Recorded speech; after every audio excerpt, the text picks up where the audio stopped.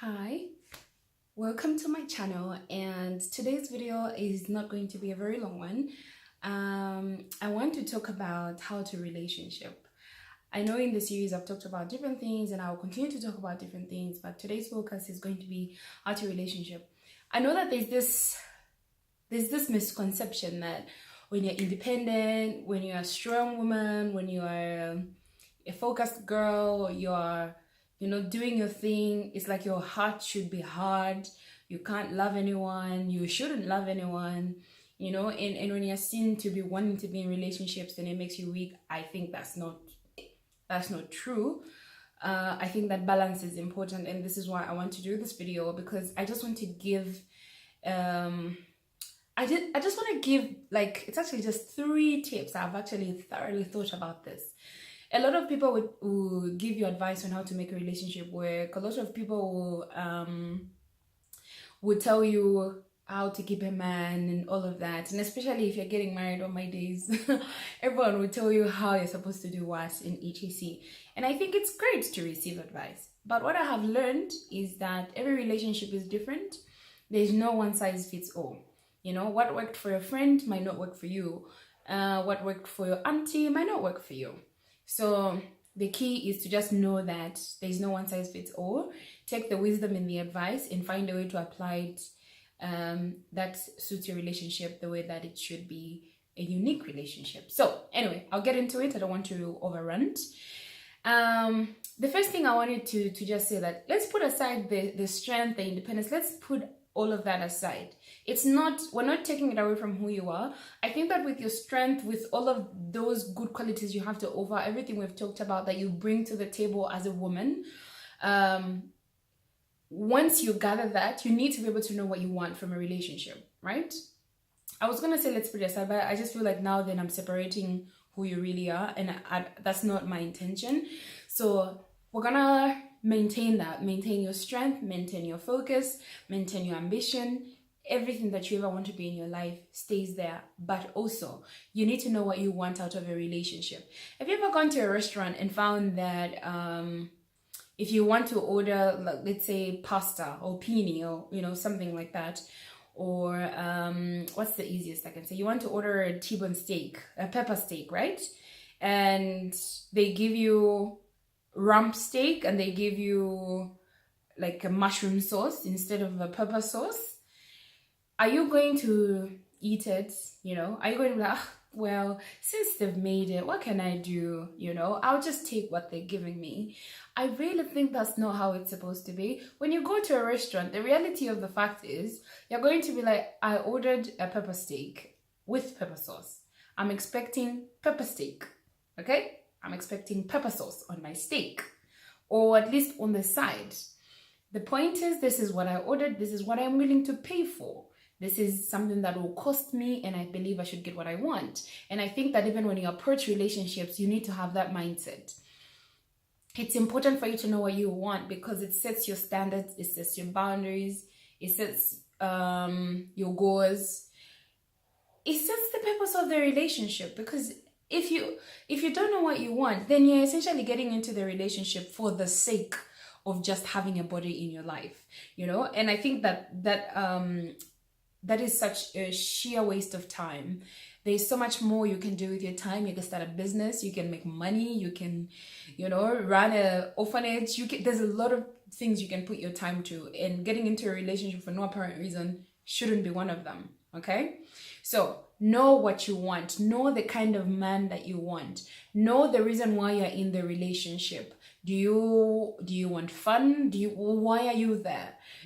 Because once you know all those little nitty-gritty details, you'll be able to define your expectations. You will not be disappointed, because from the onset, you've been clear about what you want, and you've communicated this to the other person, so that you don't punish them for an expectation that you didn't communicate, that they didn't know that they had to meet, or they couldn't decide whether it's an expectation that they were willing to meet, because that's what relationships are about, right? So know what you want. As much as you know what you bring to the table, the value that you're bringing to the table, you ought to know what you want out of it. Are you dating for a purpose? Are you getting to know this person to be able to marry them someday? You know, because I feel that once those boundaries and standards are set, you know how much investment you're going to put into the relationship, right?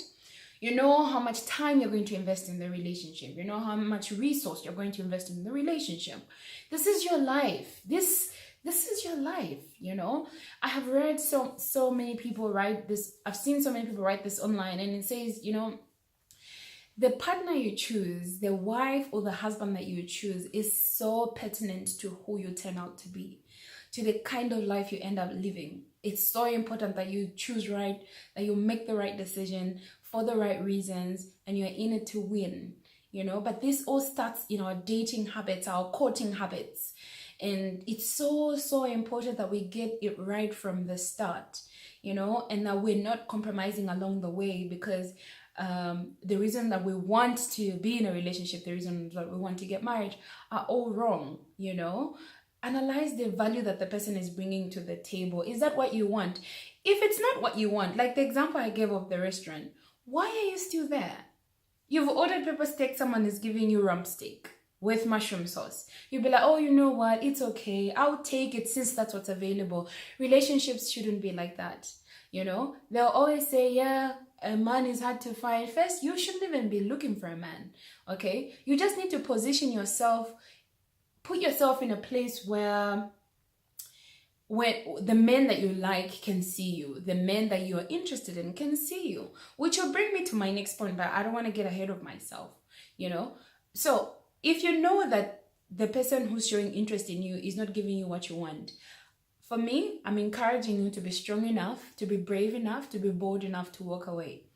I know why this is so important. And I shared a post a few weeks ago on my Facebook talking about how your 20s are a season of learning, you know, learning how to let go of friends, lovers, jobs, situations, learning how to move on from those things. And I feel like relationships are the biggest things. Lovers are the biggest things. I remember staying in a relationship for well over 4 years, hoping, thinking one day, you know, it would turn out to be what I want it to be. It would turn out to be what I've always imagined it should be. And it didn't. But it took me leaving to understand that for me to have what I want, it's up to me to set the boundary. It's up to me to set the standard. And to say, you see, every time that you say no to what you don't want, you're essentially making room for what you actually want in your life. And I'm encouraging you to do that. The second point, I alluded to it earlier, would be the, what was it? Now I've lost my point. But essentially, if you're going to date, okay, I think once you have identified the person that you want to be with, it's important to learn them. And like I said, people will always give you advice. People will always tell you how you're supposed to do what.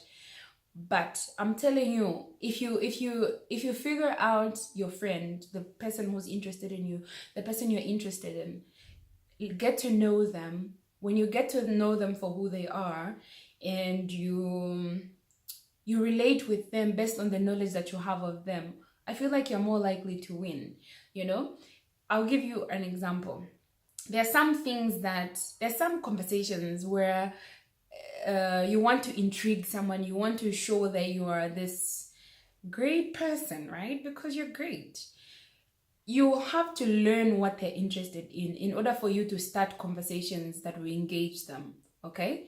So if you know they're into business, even if you have no idea, read something on the internet, ask a question. So, you know, I read this. What do you think it means? Just engage them. Once you show that interest, a person will even be more willing to open up to you. They will be more willing to talk to you about stuff because they know that you're not just interested in yourself, but you're also interested in what they're interested in.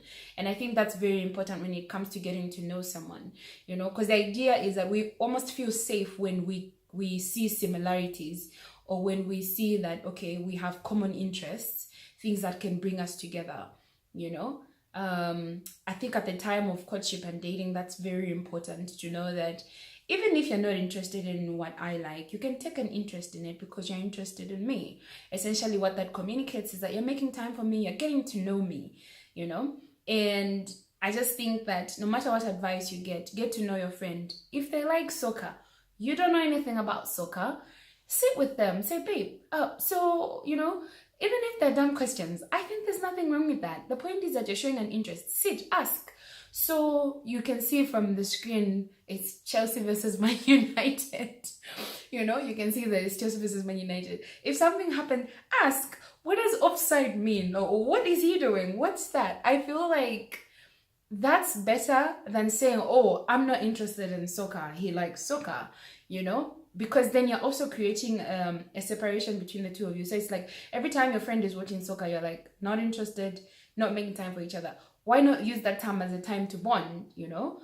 So that's just an example that I'm using. Like whatever your friend is interested in, you also need to find a way of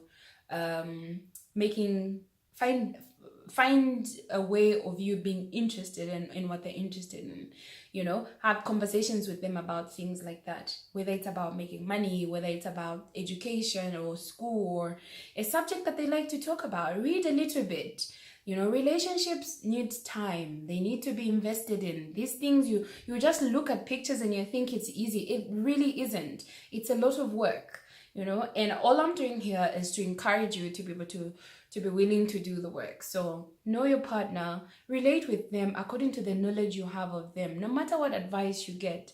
If you know, for instance, they tell you, oh, okay, this is mostly for married people, because if you're dating, you shouldn't be cooking for your boyfriend. Okay, so if they tell you, oh, men need to eat fisashi every day for them to grow and stuff, like, first of all, have you talked to your partner? Do they even like that food?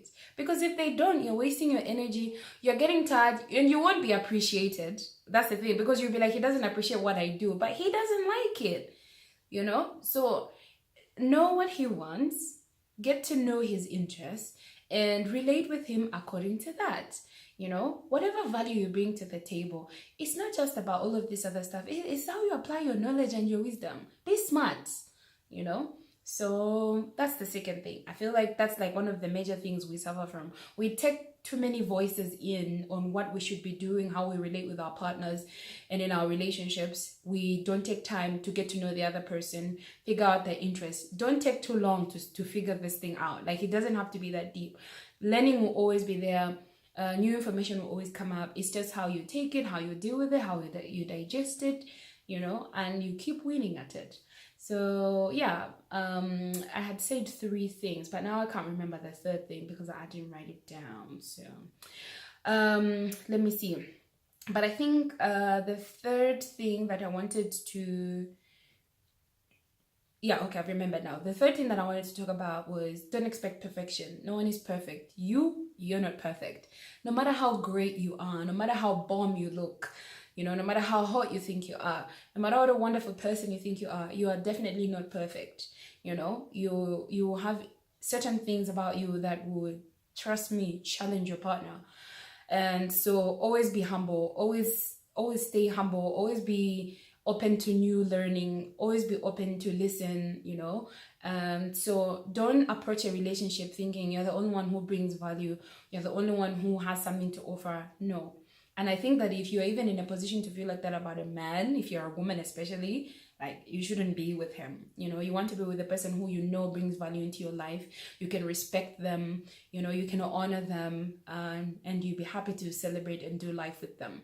So don't compromise for the sake of just having a man. Be happy, be proud, and do it for the right reasons. So yeah, I think those are, for me, what I feel like are the life-changing things that I've realized will help you to relationship better, to court better. And I always say courting and dating are very different. So yeah, those things will help you. I did a video a few months back, no, actually a few years ago, maybe 2 years ago. Yeah, I did a video on dating with a purpose. You can find it on my YouTube channel, and that is I'm still trying to remember my name, but yeah, you find it on there. I'll probably share the link down below just so you can have a background on what I mean between the two differences. But it's very important for you to know what you want. That will determine the kind of men you attract, the men you give your time to, the men you listen to, you know. And then the second thing is, get to know your partner. Find out what they're interested. Find out who they are. Find out what makes them tick. You know, how do you engage them? How do you captivate them? But you have to get to know a person in order for you to know what will catch their attention. So take time to do that. And the third thing is be humble, you know, always be open to learn, always be open to grow, apologize when you're wrong. Because you're not perfect, no one is perfect. And I think that if you do that, I don't see why you shouldn't win. All right, thank you so much for watching my video. Bye.